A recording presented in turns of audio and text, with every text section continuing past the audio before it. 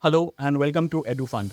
In today's episode, we have a very special guest with us, Rahul Singh, who is the CIO of equities at TATA Asset Management.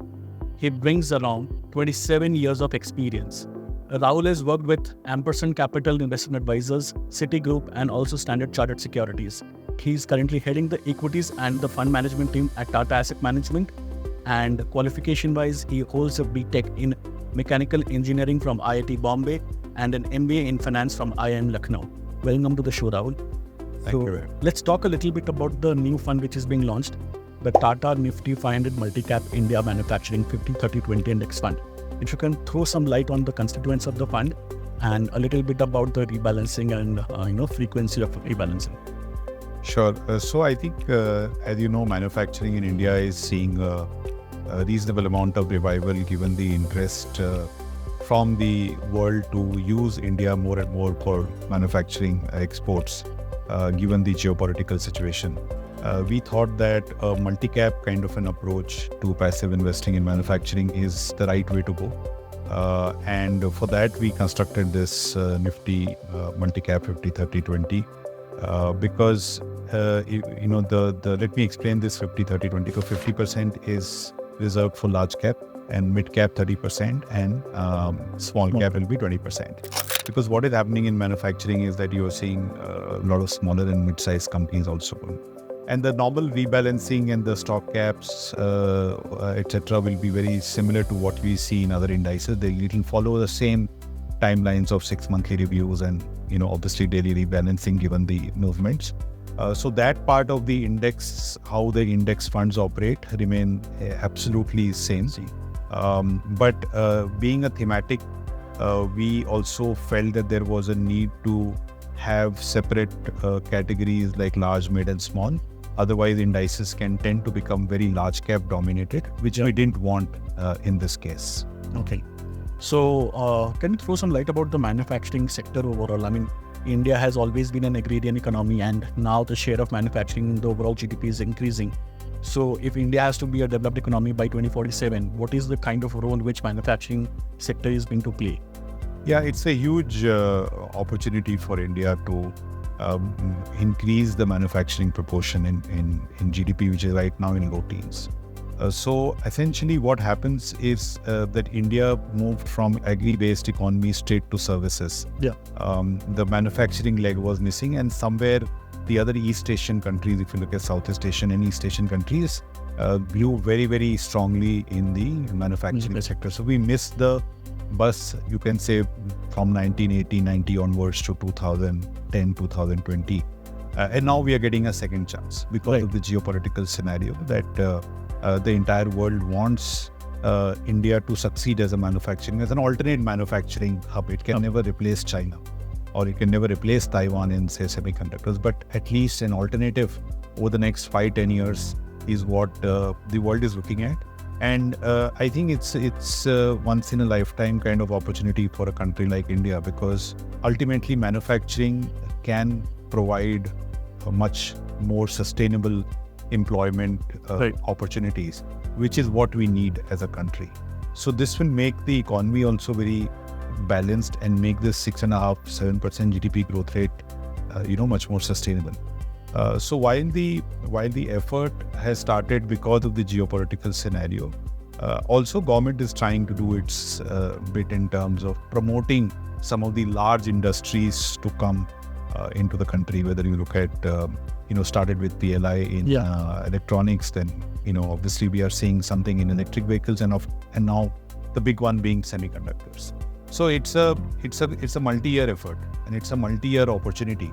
So we have to look at it in a 10-20 year block, long-term rather than looking at it over a 2 year. How do you see the Make in India, promoting manufacturing overall in the country, and how do you see the Make in India scheme, inviting the foreign companies to set up their workshops here in the country? Yeah, I think Make in India, which has been a term for last almost 10 years now, 9-10 years, I think it was not really making a headway in, say, between 2014 to 2018 period.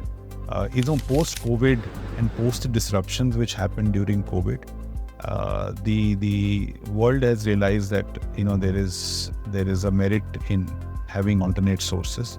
So therefore, Make in India in itself was not really making much progress. But if you combine it with geopolitics, combine it with PLI, and combine it with the realization from the government that they actually need to proactively get some of the large industries, large investments in as marquee investments, I think that has really taken it off. My view is it's just the beginning.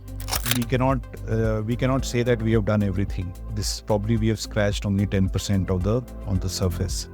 There is a lot of ecosystem which develops once, say, electronic manufacturing has come. Right now, we are doing mostly assembly work. Even in semiconductors, the first wave of investments which came was only the assembly and testing. Now, the second layer will come in terms of fabs or even in electronics, the components. So we will have an ecosystem developing over the next 5-10 years. And therefore, I think we had to start somewhere. Yeah. And I think the PLI is a good step and a good first step towards that. I don't think we will need PLIs once we achieve a scale. Right now, we need PLIs because we don't have scale to compete with the more established players in China or elsewhere in terms of the costing. Manufacturing as a overall is a very broad sector. So within this sector, there are multiple industries which are there. And PLI is applicable to many industries such as pharma and maybe semiconductors. So what is the composition of the different industries within manufacturing? And are you seeing a particular trend of growth in some of the specific industries, or it's across the gamut? See, some of the industries traditionally have been doing well, like chemicals or pharma. We have been, using those industries to exports and making decent headway in exports. So they did not need support from PLI. Those movements have been happening for 10-15 years organically, not without geopolitics or without government's help. Right. But where we need help is in things like electronics, where the other countries are at a huge scale. So to compete, you need that PLI in semiconductors, for example. So it's different strategy for different industries. We cannot say that the same formula will apply to all industries. And I think the diversity of the industry, we'll have to attack 10-15 industries at a time.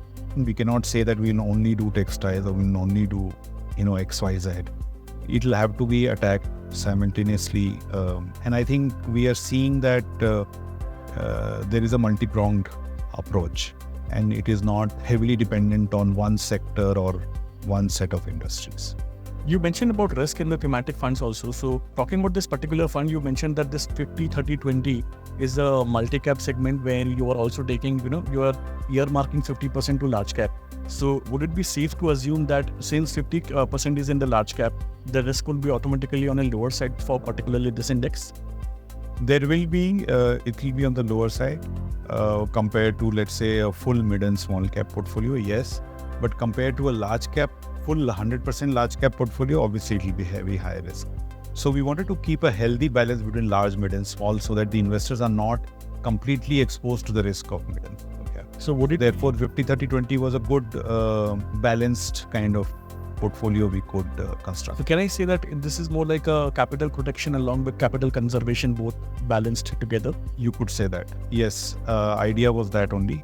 That if you're taking risk in 50% of the portfolio and trying to go for extra growth, there is a 50% of the portfolio which is slightly moderate risk. It'll have the risk associated with the sector, but being a large cap, more liquid and less beta, it will have a good balance between risk and reward. Coming back to the retail investors and particularly on this index fund, how do you see a retail investor should play a thematic fund like this where they're going to take a sector related bet, which is manufacturing, and what kind of a strategy or a vision or maybe a horizon they should have when they're looking at this kind of a fund? So as I said, manufacturing needs to have a long-term horizon, anything more than 3 to 5 years, at least that much. As far as thematic funds are concerned, I think an investor should keep 20-25% allocation for thematic funds. The rest being hybrid and large cap and flexi cap, the standard categories, because they also go through their own cycles and they also have higher risk compared to a large cap or a large and mid cap or a flexi cap category. Thanks a lot, Rahul, for sharing your insights with us. I'm sure our viewers has taken some, learnings from the episode. And thanks a lot for your time. Thank you very much. Thank you. Thank you. Ladies and gentlemen, that's Rahul Singh from Tata Asset Management. I hope you like our content. For more such interesting videos, subscribe and follow our channel. Mutual fund investments are subject to market risks. Read all scheme-related documents carefully.